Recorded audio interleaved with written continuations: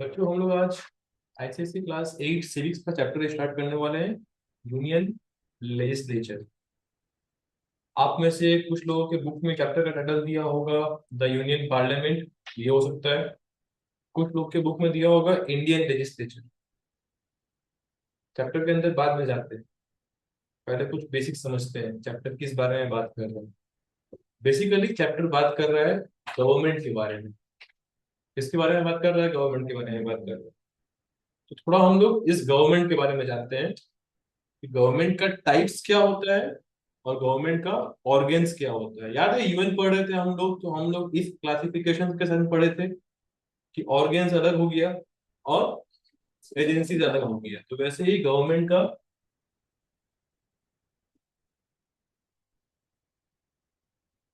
एक हो गया टाइप्स,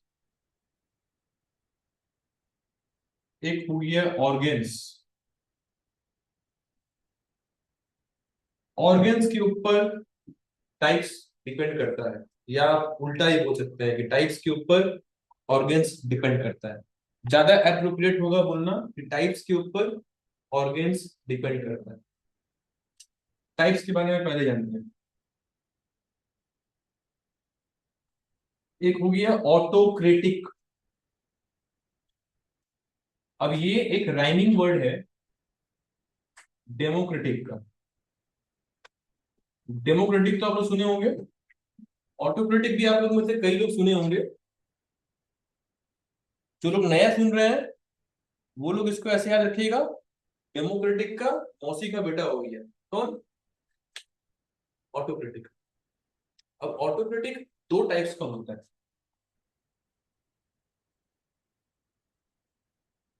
टोटलिटेरियन, बोलिए आप लोग। ऑथोरिटेरियन।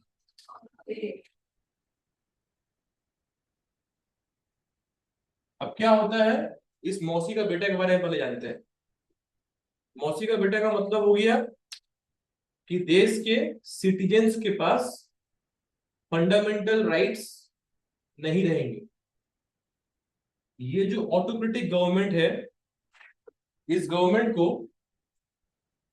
फोर्सफुली चलाया जाता है। इस गवर्नमेंट को हिंदी में तानाशाह बोला जाता है। तानाशाह, ठीक है। और इंग्लिश में आप लोगों का एक जाना वर्ड है, कॉमन वर्ड है डिक्टेटर, जो आप लोग सब जानते हैं। तो डिक्टेटरशिप भी बोला जाता है, ठीक है। क्या डिफरेंट होता है इस मौसी का बेटा में और डेमोक्रेटिक में? डिफरेंट ये होता है कि ऑटोक्रेटिक में जनता का लीडर को चूज करने में कोई वोट नहीं होता है, और डेमोक्रेटिक में लीडर कौन होगा नहीं होगा इस बात का फैसला जनता करता है। कैसे? वोट करके, ठीक है। तो हम लोग एक बात बोल सकते हैं कि डेमोक्रेटिक गवर्नमेंट में जनता के पास यूनिवर्सल एडल्ट फ्रेंचाइज है। Universal universal adult franchise. इसका मतलब हो गया कि 18 साल या 18 साल से ऊपर के लोग वोट कर सकते हैं। और वोट करना क्यों जरूरी है? क्योंकि जब वोट करेंगे तो उससे क्या निकलेगा? लीडर। और वो लीडर क्या हो गया? Democratically elected. Democratically elected leader. जैसे जैसे चैप्टर आगे बढ़ेगा आपको इस बात का मतलब समझ में आएगा कि डेमोक्रेटिकली इलेक्टेड लीडर का होना कितना अच्छा होता है। और बाकी ये जो मौसी का बेटा था ऑटोक्रेटिक, इसका मतलब ही हो गया डिक्टेटरशिप। मतलब वहां पे राजा जो चाहेगा या लीडर जो चाहेगा वही होगा। ऐसे गवर्नमेंट में आपको लीडर का चमचा लोग बहुत ज्यादा दिखेगा, और लीडर के चमचे लोग सिर्फ अमीर होंगे, बाकी जितने भी जनता है सब गरीब। कुछ एग्जांपल्स आप लोग के सामने पेश करता हूं।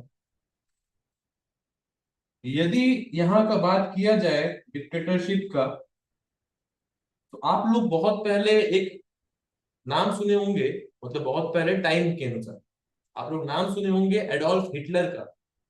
तो हिटलर आ गए डिक्टेटरशिप में। अभी का यदि आप बात करेंगे,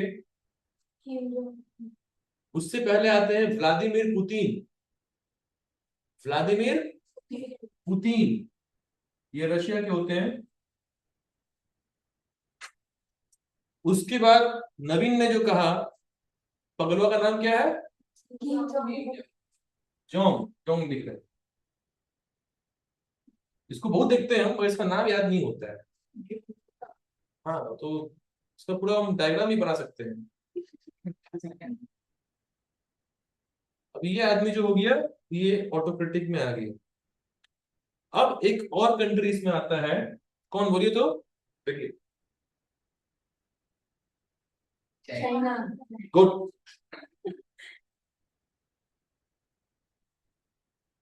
और दुनिया में कई सारे कंट्रीज है जो आज भी ऑटोक्रेटिक है। अब ये ऑटोक्रेटिक दो टाइप का होता है बच्चा लोग। आप में से कुछ का चेहरा मैं थोड़ा कंफ्यूज देखा जब मैं व्लादिमीर पुतिन लिखा। मैं क्यों लिखा आप लोग को समझ में आएगा, क्योंकि ये ऑटोक्रेटिक दो टाइप का होता है, टोटलिटेरियन, अथॉरिटेरियन। टोटलिटेरियन जैसा कि नाम बोल रहा है, टोटल मतलब टोटल रेस्ट्रिक्शंस। टोटल, अब बताइए कि टोटल रेस्ट्रिक्शंस यदि जनता के ऊपर लगा दिया जाएगा, तो क्या जनता के पास उनका फंडामेंटल राइट हुआ? नहीं हुआ। तो टोटलिटेरियन गवर्नमेंट, ऑटोक्रेटिक गवर्नमेंट का वो पार्ट है जहां पे लीडर टोटली जनता का राइट्स को चाप देता है। जनता कुछ बोलने जाएगा तो सूट एट साइड हो जाता है, खजान। ठीक है। और ऑथोरिटेरियन का मतलब हो गया कि थोड़ा सा डिस्काउंट जनता को मिलता है, मीन्स जनता के पास थोड़ा राइट्स रहता है। अब जो मैं एग्जांपल दिया हूं, उस एग्जांपल से आप लोग के यहाँ के सामने क्लासिफिकेशन नाचना शुरू हो। चाइना और पुतिन, ये दोनों प्रॉपर्ली किस में आ जाएंगे? ऑथोरिटेरियन में। Very good. और बाकी लोग का जो नाम लिखा हुआ है, नवीन ने जिस पागल का नाम लिया, वैष्णवी माइक म्यूट कर लो आप। वैष्णवी अपना माइक म्यूट कर लो, जब मैं बोलूंगा तो आप जरा पूछना। जो पागल का नाम लिया नवीन, वो पागल का एक कहानी आप लोग को बताते हैं कि वो अपने कंट्री में कुकीज पेस्ट्रीज बंद करवा दिया। क्यों बंद करवाया? क्योंकि उसको एक रिपोर्ट मिला कि उसके कंट्री में उससे ज्यादा पॉपुलैरिटी कुकीज का था, पेस्ट्रीज का था। बैंड करवा दिया। बोला नहीं बिकेगा कुकीज पेस्ट्रीज, मेरे से ऊपर और कोई नहीं हो सकता। पागल आदमी है। अमेरिका एक्चुअली इससे बहुत हड़का हुआ रहता है। अमेरिका के पास बहुत पावर है, मगर हम लोग यूपी बिहार में बोलते हैं छीट। क्या बोलते हैं? छीट। एक और वर्ड होता है सनकी। तो ये वही है। एक आदमी जितना भी पावरफुल हो, उसको पता रहे कि हाँ सामने वाला मारने आने वाला है, तो तैयारी कर। ये अचानक से कुछ भी कर देगा, कुछ भी मतलब कुछ भी। इसको न्यूक्लियर न्यूक्लियर सोचने में टाइम नहीं लगता है, बटन दबाने में इंटरेस्टेड है। ये सब दुनिया में यदि बात किया जाए तो अच्छे गवर्नमेंट में काउंट नहीं किया जाता है। इन सारे ऑटोक्रेटिक गवर्नमेंट में एक बहुत कॉमन बात क्या है? Media restrictions. क्या? Media restrictions. ये लोग सबसे पहले, चाहे वो अथॉरिटेरियन हो चाहे वो टोटलिटेरियन हो, ये लोग सबसे पहले मीडिया का नाक तोड़ देंगे। क्योंकि इन लोगों को पता है कि यदि मीडिया हम लोग का सच्चाई ज्यादा दिखा दिया, तो लोगों में क्या ग्रो होगा? नेशनलिज्म। क्या ग्रो होगा? नेशनलिज्म। और वो फिर रिवॉल्यूशन कर देगा। नेशनलिज्म के बाद ही क्या इशू होता है? रिवॉल्यूशन। इसीलिए ना रहेगा बांस ना बजेगा बांसुरी। मीडिया को पूरी तरीके से रेस्ट्रिक्ट करके रखा हुआ है।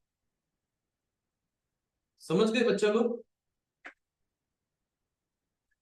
और हमारे इंडिया में यदि बात करें डेमोक्रेसी, वहां ऐसा नहीं हो।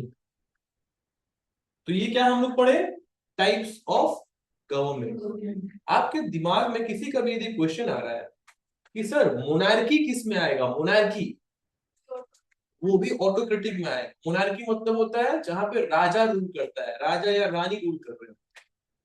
वो बहुत सिंपल है सोचना, क्या राजा और रानी को जनता चूज करके बनाया है? नो, जनता का वोट के बिना नहीं बना। ये मोनार्की हेरिडिटरी रूल होता है। क्या होता है? मतलब राजा के बाद उसका बेटा के बाद जनता का कोई रोल नहीं।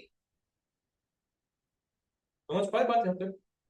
Types of government complete. अब हम लोग पढ़ेंगे ऑर्गन्स ऑफ गवर्नमेंट। ठीक है, इसमें तीन होता है। पहला होता है लेजिस्लेचर, जिनका जिनका पेट में बहुत ज्यादा गुदगुदी हो रहा है थोड़ा कंट्रोल करिए। उसके बाद नेक्स्ट होता है एग्जीक्यूटिव, थर्ड होता है जुडिशियरी। इन तीनों का मतलब तो आप लोग पढ़ेंगे अभी, मगर उससे पहले ये जानिए कि गवर्नमेंट में इन तीनों में से आप सोचेंगे कि किसी ऑर्गन को गायब कर दे। आप सोचिए ना कि आपका हाथ हुआ तो एक तो गायब कर देंगे, पांव गायब कर देंगे एक तो, क्या हो जाएंगे आप? अपाहिज। तो वैसे ही एक तो भी गया यदि तो अपाहिज, काम ठीक से नहीं हो। अब जानते हैं कि ये ऑर्गन्स कर क्या है। एक बात बहुत अच्छे से अभी आप लोग समझ जाओ, क्योंकि मेरे को बहुत खराब लगता है कि जब कोई क्लास 10 का बच्चे को पढ़ा रहा होता हूँ और पता चलता है कि उनको पता ही नहीं है कि लॉ बनाने का काम जुडिशरी का नहीं है, लेजिस्लेचर। उन लोग को लगता है, बहुत बच्चे जो लोग 8 में ठीक से नहीं पढ़ते हैं, उनको बेसिक नहीं पता होता है कि लॉ, जज, कोर्ट समझ करके आप लोग जो सोचते हो कि लॉ बन रहा होगा जुडिशरी में, नहीं, ऐसा नहीं होता है। लॉ जुडिशरी में नहीं बनता है, लॉ हमेशा बनेगा लेजिस्लेचर। ठीक है, इसीलिए लेजिस्लेचर को लॉ मेकिंग बॉडी बोला जाता है, लॉ मेकिंग बॉडी बोला जाता है। पहले बात कर लेते हैं जुडिशरी का क्या काम होगी। जुडिशरी देखता है कि जो लॉ बन रहा है वो लीगल है कि नहीं, कोई इलीगल लॉ तो नहीं बन रहा है। और कैसे पता चलेगा लीगल या इलीगल? कॉन्स्टिट्यूशन को देखा जाएगा।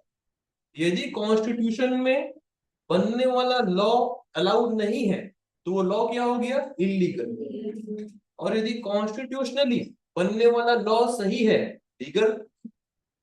ठीक है, तो जुडिशरी का काम होता है चेक करना वैलिडिटी। ठीक है, कितना वैलिड है लॉ। यदि मान लो कोई इलीगल लॉ बन रहा होगा, पार्लियामेंट से पास हो गया, यदि जुडिशरी चाहेगा तो उस लॉ को रुकवा देगा। ठीक है, आया बात समझ में? अभी और आगे समझ में आएगा। दूसरा काम क्या होता है जुडिशरी का? पनिश करना। पनिश करना उन लोगों को जो लोग लॉ तोड़ रहे हैं। क्योंकि जब कोई एक लॉ टूटता है तो दो लोग इन्वॉल्व होते हैं, एक लॉ तोड़ने वाला और दूसरा जिसका लॉ टूट रहा है, उसका फंडामेंटल राइट कुछ ना कुछ नष्ट हो रहा है। और डेमोक्रेसी में किसी का भी कोई फंडामेंटल राइट नष्ट होना क्राइम। क्या है? क्राइम। जुडिशरी मेक श्योर करता है कि देश में किसी भी इंडिविजुअल का फंडामेंटल राइट यदि कोई और नष्ट करेगा तो वो उसको पनिश करेगा। हाँ, इसमें एक कंडीशन है कि आपको पहले खुद अपने लिए आवाज उठाना होगा। कोर्ट आपके घर नहीं आएगा, जुडिशरी आपके घर नहीं आएगा, आपको जाकर के कोर्ट में इन्फॉर्म करना हो, फिर मामला चलेगा, उसके बाद फैसला आएगा, आपको न्याय मिलेगा। तो जुडिशरी का काम क्या हो गया? टू इंश्योर न्याय। ठीक है, न्याय दो तरीके से, एक पनिश करके, दूसरा जो लॉ बन रहा है लॉ का वैलिडिटी ठीक करके। ठीक है, लॉ बन कर रहा है लेजिस्लेचर। अब समझते हैं कि लेजिस्लेचर का लॉ मेकिंग सिस्टम काम कैसे कर रहा है। एक्चुअली बाबू लेजिस्लेचर में ना 3 पार्ट है। एक हो गया लोकसभा, एक हो गया राज्यसभा, और एक प्रेसिडेंट। ये लेजिस्लेचर का 3 पार्ट, और इन्हीं तीनों को कंबाइनली बोला जाता है यूनियन पार्लियामेंट। क्या बोला जाता है? इसी को कंबाइनली यूनियन पार्लियामेंट बोला जाता है। आप में से बहुतों के दिमाग में बहुत सारा क्वेश्चन यदि ध्यान से सुन रहे होंगे तो आना शुरू हो गया होगा कि sir why prime minister is not here, because prime minister has nothing to do with the passing of bill. वो बिल को इंट्रोड्यूस करते हैं। बिल क्या हो गया? कोई नया लॉ जब बनता है तो उसको पहले बिल बोलते हैं। प्राइम मिनिस्टर उस नया लॉ को इंट्रोड्यूस कर सकता है, स्टैंप प्राइम मिनिस्टर नहीं मार सकता है। कोई लॉ तब बनेगा लेजिस्लेचर में, 2 कंडीशन में लॉ बनता है। पहले वो लॉ पार्लियामेंट में पास होना चाहिए। पास होने का मतलब सब कोई का सहमति होना चाहिए, कंसेंट होना चाहिए, पहला हो गया। दूसरा स्टैंप, फाइनल स्टैंप। मैं यहां पे लिखता हूं कि हाउ लॉ इज मेड। तो पहले होता है इंट्रोड्यूस करना लॉ को पार्लियामेंट में।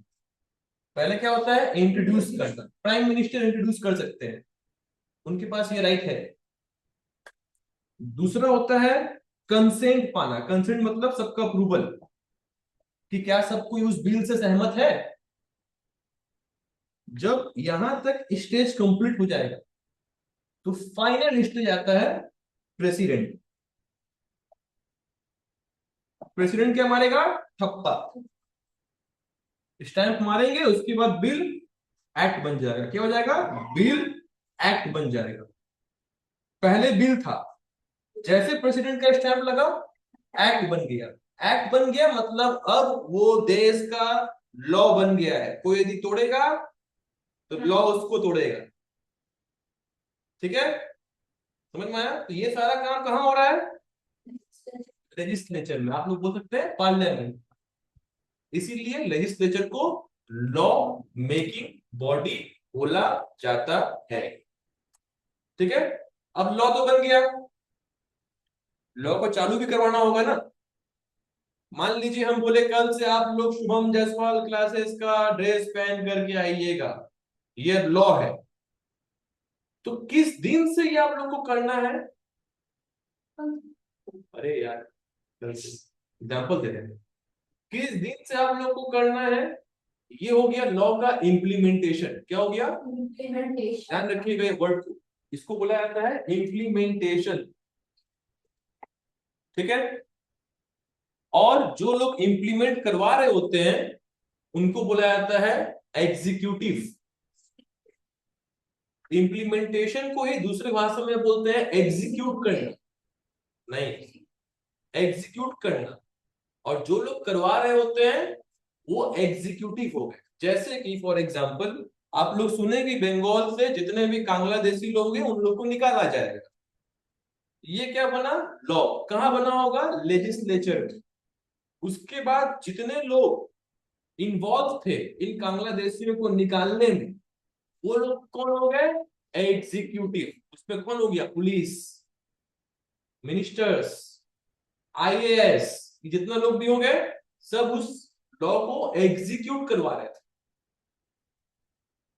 आया बात समझ में? लॉ का कोई वैल्यू नहीं रहेगा यदि लॉ एग्जीक्यूटेड नहीं रहेगा। ये वही बात हो गया कि आपके पास किताब है मगर आप पढ़ नहीं रहे, तो क्या आपके सिर्फ किताब होने से आप टॉप कर जाएंगे? नहीं, आपको किताब होना भी जरूरी है, आपको किताब खोल के पढ़ना भी जरूरी है। नहीं पढ़ेंगे तो पापा का लाल जूता खाना भी जरूरी है। तो पापा का लाल जूता यहाँ पे कौन हो गया? जुडिशरी। आया बात समझ में? क्लियर है? ये आप लोग को इंट्रोडक्शन मिला। एग्जीक्यूटिव ध्यान रखिएगा, एग्जीक्यूटिव में आएंगे प्राइम मिनिस्टर। एग्जीक्यूटिव में कौन आएंगे?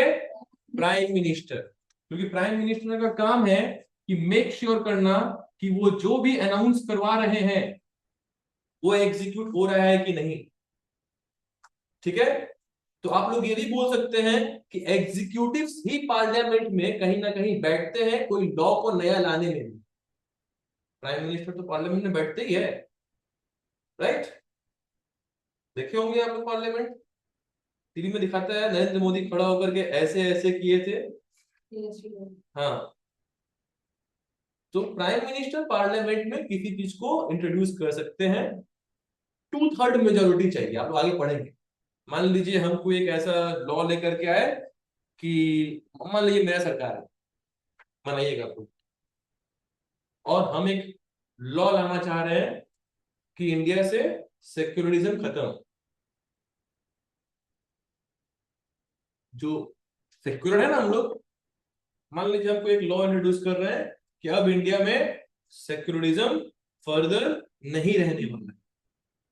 यदि उस लॉ को हम पार्लियामेंट में जब इंट्रोड्यूस किए तो वो लॉ नहीं बोलते, उसको क्या बोलते हैं, बिल। उस वक्त उसको लॉ नहीं बोलते, उसको क्या बोलते हैं, बिल। अब बिल को इंट्रोड्यूस किया, यदि सब कोई का, जितना मेंबर्स प्रेजेंट है, सब कोई का सहमति आ गया, वेल एंड गुड। नहीं आया तो एटलीस्ट 2/3 मेंबर्स का सहमति चाहिए। यदि मान लीजिए 2/3 मेंबर सहमति दे दिए तो प्रेसिडेंट के पास जाएगा, प्रेसिडेंट स्टैंप मारेंगे, नहीं बनेगा एक्ट। बन जाना चाहिए, बट हम जो बात बोल रहे हैं वो अनकॉन्स्टिट्यूशनल है।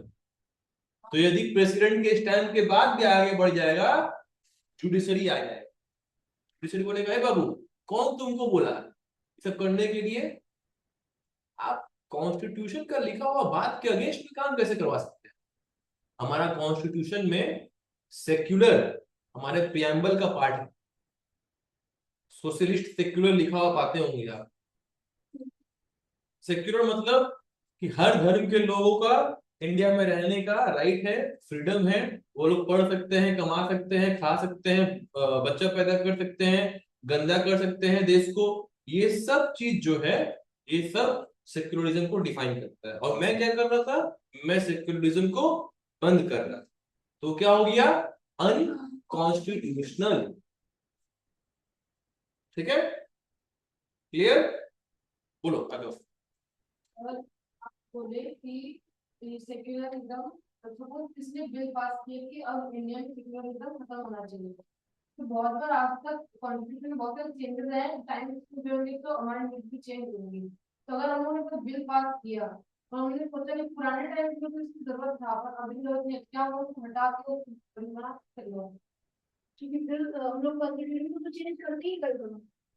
तुम क्या चाह रहा है कि हम बिल पास करवा दें सेक्युलरिज्म, तेरा यही इच्छा है तो कि हम, हाँ, देखो बात सही है कि जब कॉन्स्टिट्यूशन बना था, कब बना था, 1950 में बन के रेडी हुआ था। ध्यान रखिएगा, एक बार आपको रेफरेंस के लिए बता दे रहे, 1950 का समय अलग रहा होगा, अभी का समय अलग है। उस समय की महिलाएं समझदार हुआ करती थी, अभी की महिलाओं का दिमाग घुटना में होता है।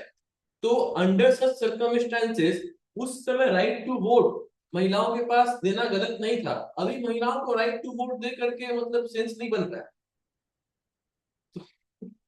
महिलाएं गलत ना दे, हम आप लोग के ड्यू रेस्पेक्ट करके बस खाली part of the class fun है। तो इस तरीके का कोई भी चीज यदि हम पास करवा रहे हैं समय के अनुसार तो होना तो चाहिए, गलत नहीं है। हम तो बोल रहे हैं कि महिलाओं का दिमाग घुटना में है, उन लोग को वोट वोट से मतलब नहीं है। मगर आप उस समय के अनुसार जो चेंज करवा रहे हैं, उस चेंज से किसी का फंडामेंटल राइट नष्ट हो रहा है। यदि हम महिलाओं का वोटिंग राइट छीन लिए तो उनका राइट टू वोट क्या हो गया, फंडामेंटल राइट नष्ट हो जाएगा, जो कि कॉन्स्टिट्यूशनली अलाउड नहीं है। तो इसलिए मेरा बिल पास नहीं होगा। अब तो बात था सेक्युलरिज्म का। अब बोलिए, इंडिया में इतने सारे हमारे मुस्लिम भाई लोग रहते हैं, यदि हम बंद करवा देंगे सेक्युलरिज्म तो फिर बेचारे लोग कहाँ जाएंगे? नहीं बाबू, ऐसा नहीं बोलते, वो लोग हमारे भाई है, हम लोग सब एक ही साथ है। बस परिवार में थोड़ा भेदभाव, थोड़ा प्रॉब्लम हो जाता है, कुछ लोग मिसगाइड कर देते हैं, वो लोग भी मिसगाइडेड है। बाकी हम लोगों का कर्तव्य है कि ऐसा ना सोचे, ऐसा ना बोले, और ऐसा कहीं पे प्रोपागेट ना करे। ठीक है, पाकिस्तानी लोग भी तो इंसान है ना, अपना खून निकालिए, उनका खून निकालिए, लाल ही मिलेगा।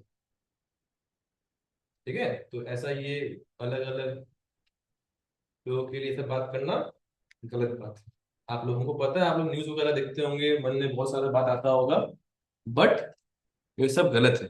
हिंदू मुस्लिम भाई भाई। ठीक है बच्चों, एक बात आप लोगों को अच्छा से ध्यान रखना है, किसी भी देश का यदि स्ट्रक्चर डेमोक्रेसी का स्ट्रक्चर है, और यदि उस देश के लोग चाहते हैं कि देश हमेशा डेमोक्रेटिक ही रहे, तो बहुत जरूरी है कि देश का जुडिशरी अलग रहे। अलग रहे मतलब जुडिशरी वालों का बेसी इन दोनों वालों के संग दोस्ती यारी ठीक नहीं है। मान लीजिए कि प्रधानमंत्री, कोई भी प्रधानमंत्री एक्स वाई जेड, जो कि एग्जीक्यूटिव के पार्ट है, वो जुडिशरी के, सुप्रीम कोर्ट के चीफ जस्टिस के अच्छे फ्रेंड। अब दोनों रेगुलर मिल रहे हैं, उठना बैठना, तो क्या हो गया, अच्छा रिश्ता बन गया। अब मान लीजिए कि प्रधानमंत्री का बेटा कुछ कांड कर दिया, बहुत सीरियस कांड कर दिया, मैटर गया जुडिशरी में, मैटर आया दोस्त के पास, दोस्त रुक जाएंगे। डिपेंड करता है कि रिश्ता का इंटेंसिटी कितना अच्छा। बहुत ज्यादा मुंह माया हुआ ना, तो एक अपराधी खुला घूम रहा होगा, और जिसके संग कांड हुआ होगा वो जेल में हो। और ऐसा किसी के संग भी हो सकता है, हम में से किसी के संग भी हो सकता है। तो बहुत जरूरी है जुडिशरी न्यूट्रल रहे। क्या रहे? जुडिशरी को मुंह माया में नहीं आना चाहिए, जुडिशरी को फेवरेटिज्म करवाने या करने का मुंह मूड में नहीं आना चाहिए। उसका काम है न्यूट्रल रह के बिना कोई पक्ष का बात कर। समझ पाए? जब ये तीनों काम अच्छा से चल रहा होगा, तीनों ऑर्गन काम कर रहा होगा, जब आपका दिमाग, पाँव, हाथ, आंख सब अच्छा से काम कर रहा होता है, तो अच्छा फील करते हैं ना आप लोग। सिद्धार्थ साहब को जैसे देखिए कि अच्छा काम कर रहा है, तो भैया थोड़ा अच्छा फील कर रहा है। फिर कुछ दिन बाद करप्शन होना शुरू होगा कहीं भी, कोई भी इनका ऑर्गन में करप्शन हो गया, मान लीजिए इनका एग्जीक्यूटिव पार्ट ऑर्गन जो हो गया करप्शन में आ गया, तो क्या होगा, फंक्शनिंग बिगड़ेगा। मगर जुडिशरी है, जुडिशरी है, judiciary will try to make sure कि ऑर्गन इफेक्टिवली काम करता है। ठीक तो, democracy, right? Yes, India India world का लार्जेस्ट डेमोक्रेसी है। इसीलिए जो लोग भी बोलते हैं इंडिया में बोला जाता है कि डेमोक्रेसी है, मगर लोग तो फॉल्स वोट से जीतते हैं, इंडिया में तो इलेक्शन फ्री एंड फेयर वे में नहीं होता है। देखो बाबू, इतना बड़ा पॉपुलेशन लेकर के ना, अच्छा अच्छा लोगों को ना चलाने में हालत खराब हो जाता है। तो थोड़ा मोड़ा इम्प्योरिटीज चाहिए होता है, वरना सोना का ज्वेलरी नहीं बनेगा। 24 कैरेट कभी ज्वेलरी बनाने का काम में नहीं आता है, 22 कैरेट करना पड़ता है, उसमें इम्प्योरिटीज बनाना पड़ता है, तब जाके ज्वेलरी बनता है। थोड़ा मोड़ा प्रॉब्लम रहेगा। नया लिंक में आगे का पार्ट कंटिन्यू करते हैं।